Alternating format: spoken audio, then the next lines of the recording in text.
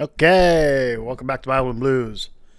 Uh, my poor wife was sick, so she's home. So that means I'm home for a little extra time.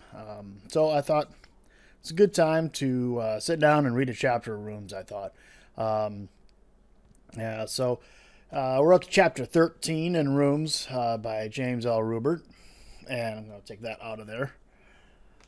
Its only real purpose is to keep the phone from ringing. So. Um, so I only have a few minutes before my Roomba kicks on and makes a bunch of noise. So let's see if we can get through chapter 13. Thursday, Micah woke early. He wanted the dinner to be perfect and gave himself the whole day to prepare.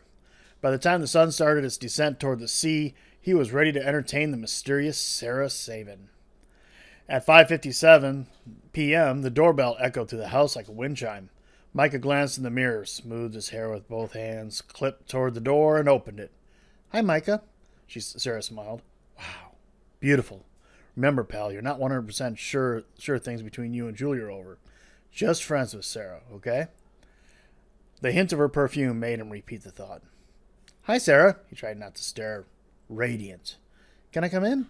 "Oh, sorry." After Sarah stepped inside, she drifted toward the picture windows. "Wow, that's an amazing view." She gazed slowly around the great room. "I love this place already. You inherited from your uncle?" "Great uncle."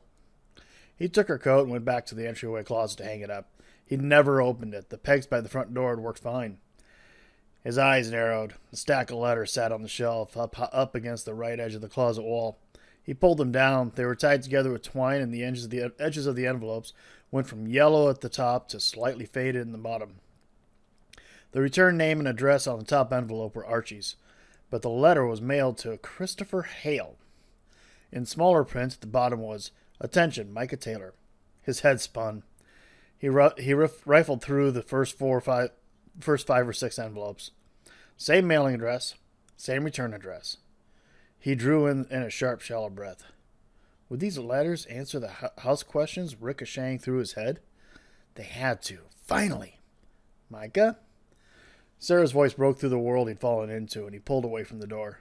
"I'm sorry. It's just I found, well," he trailed off, not knowing what or how much to say. She graciously moved away from him toward his picture windows. "You never knew him?" "Who?" Micah was still returning to the present. He set the letters back on the shelf, then closed the door. "This great uncle of yours?" "No. Even my dad doesn't know much about him." Micah paused. "Or won't say." Sarah meandered over the built-in shelves packed with hundreds of books on history, photography, art, fiction, and biographies, and tilted her head, probably to read the titles. "You a book lover?" Micah asked. She gave a slight nod. "If you gave me $5,000 to spend in any store, I'd head straight for Barnes & Noble." "Are you asking for my checkbook?" She glanced at him and laughed, then looked back at the books. Micah moved into the kitchen, noticed a coffee stain on the counter, and licked his thumb. Sarah came over as he got the last of it off the granite. "Nice cleanup method. You don't miss much, do you?" Micah looked up, his face warm. "Sorry, I could be a little more tactful." She sat on a maple stool next to the counter. "Not a problem. Most women are catty and smile at your face, then stab you in the back. It's one reason why I've never had a lot of girlfriends. I had more friends in high school who were guys." "So you don't believe in the WHMS rule?" He moved over to the refrigerator and grabbed 2 Diet Cokes. "You lost me. The When Harry Met Sally rule. That guys and girls can't be friends. Never saw the movie?" "Yes, I saw it. I never wanted to believe it, but I will confess most times it's true. You know this from personal experience? All through high school and college, I'd ask the guy if we were just friends. He'd say, 'Oh yes, friends only.' And in the end, he'd reluctantly confess he'd been secretly in love with me the whole time." "It's the way guys are made," Micah confessed. "They promise they want to be buds only, but then they tend to be attracted to the girl from the beginning." "So where does that leave us?" Micah fell back against the pantry doors as if shot, and laughed. "I see what you mean about the tact thing." "You mean the direct thing?" "Yeah, that's what I meant." He walked over to her, poured their cokes, and sat on the bar stool next to her. "So where does that leave us?" The laughter in her eyes disappeared. "Simple. We're not friends." "Really? Then please provide the definition of our relationship." Micah pretended to take out a calculator and punched imaginary numbers into it. After a few seconds, he looked up from under his eyebrows. This is our third meeting, so we're good acquaintances. I have a girlfriend back home. If a man has a girlfriend and a person of the opposite sex is informed of it within the first 4 meetings, he's allowed to develop a strictly platonic relationship. Since I let you know this is only our third meeting, we're ahead of schedule and off to an extremely good start. Did he have a girlfriend back home? No. Julian made it pretty clear they were finished. He might as well admit it, but not out loud. Cheers, then, to a fruitful acquaintanceship. She winked and raised her glass. Is that a word? As of now, yes. They smacked their glasses together, just hard enough for a smattering of pop to spill over the sides. Micah suggested they go out on the deck.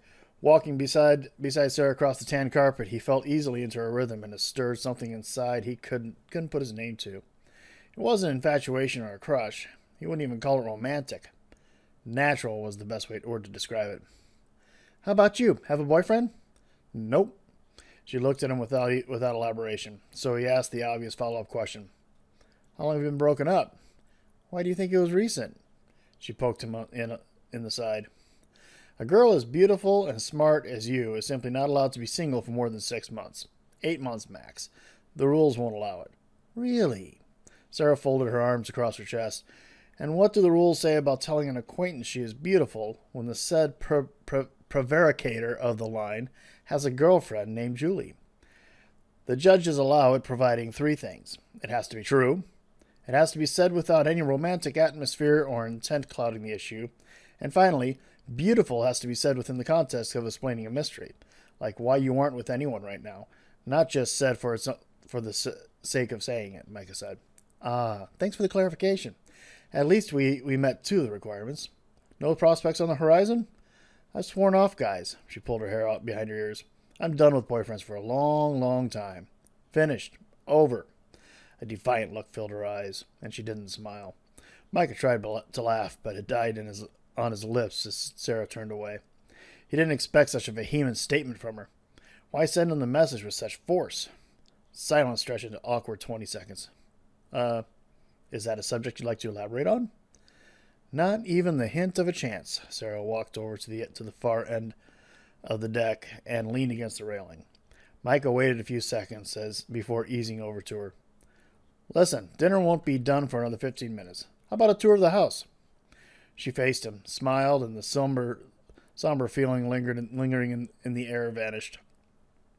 I'd love to, but if we took a walk on the beach instead? Sure, tide's out. Great time for a short walk. The aroma of Cornish game hen and the garlic mashed potatoes greeted them as they walked back inside 10 minutes later. Pear and walnuts over greens was first, followed by artichokes with melted butter for dipping, angel hair pasta, and the hen. They topped the meal off with banana bread. Impressive, Sarah said with a hint of tease. Hey, come on now. Maybe I didn't make the banana bread or the pasta or the salad, but I melted the butter and got the hen right. It was a compliment. Seriously, most guys our age wouldn't have a clue about putting on a meal like this. Well, thanks, but really I just got lucky. I haven't done a lot of cooking, but I've been practicing. One of those I'll do it someday things. But down here is someday, I guess. And how long are you staying down here? That is indeed the $64 million question. They walked into the great room toward the fireplace. He motioned to the couch, but she chose the floor in front of the river rock, so he did the same and built a fire while they talked. I'm working from down here for a while. Seattle is my permanent home, so I go back every couple of weeks to make sure things are running smoothly. Their conversation turned to high school, college, sports they'd played, and favorite movies. They talked for an hour before Micah realized he'd been doing most of the telling. You're good. He laid his arm across his chest and bowed his head a little. At what? Asking questions. Sarah smiled but didn't comment. I've been talking. You've not been talking. Is that bad? No, I'd just like to know more about your history. I already know my own. But then how mysterious would I be? She grinned. Micah watched the flames of the fire shift and dance as he thought about the woman sitting beside him. She was smart and beautiful, playful, and she was mysterious. Sure of herself, but not in a cocky way. She knew who she was with no pretension. During most first dates, yes, he admitted it was a date, he watched women play a role, presenting as perfect a package as possible. He'd done the same. Even Julie and he still jockeyed and positioned themselves for power, for protection. Not this time. Sarah somehow disarmed him, and he told more about himself than he wanted to. She told almost nothing about herself. Why the swearing off guys? What happened to her? The glow of the fire streaked her walnut hair with lines of gold, and he let himself go to merely enjoying the moment. After dessert, they walked out onto the deck, and a rare coastal treat greeted them. The stars. Not all, just a few breaks in the clouds, but enough diamonds on the black canvas to be captivating. She glanced back at the house. I can see why he gave you the home. It reminds me of you. What? She gave him a slight smile as if it were obvious. I'll admit, whoever decorated this place found my style. It's more than style. It feels like you. His heart agreed, but his mind wouldn't accept it.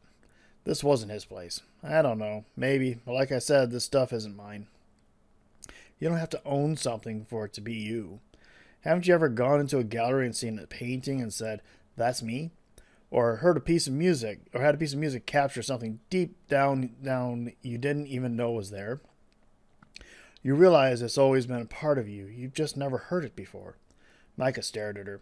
She just unearthed a place in his heart that said, you're home. Maybe he'd known it all along. Maybe that was the reason he hadn't gotten around to selling the house. He turned away. Yeah, I know the feeling. He didn't add that he was having the feeling right then. Midnight beach walk? It was late, but the words slipped out of his mouth before he could stop them. He saw conflict in her eyes. Sarah shook her head. Next time. At her car, Micah thanked her for coming. She returned the sentiment with her eyes. He stared at the long road after the bright red of her taillights disappeared down Highway 101. She made him feel like he was ripping through the water on a slalom water ski on a Seattle summer morning, when the shade was cool but the sun would warm him in minutes. When the lightest of breezes darted through the air like sparrows playing tag, when the smell of western red cedar made him want to climb Mount Rainier or soak in a sunset in Olympic Mountains. Not exactly platonic emotions. As he ambled back to his house, kicking a small round stone like it was a soccer ball, he tried to guess why he turned back on romance. Why she turned her back on romance. A broken heart? Too many Prince Dudleys? And how was she able to see how well the house fit him?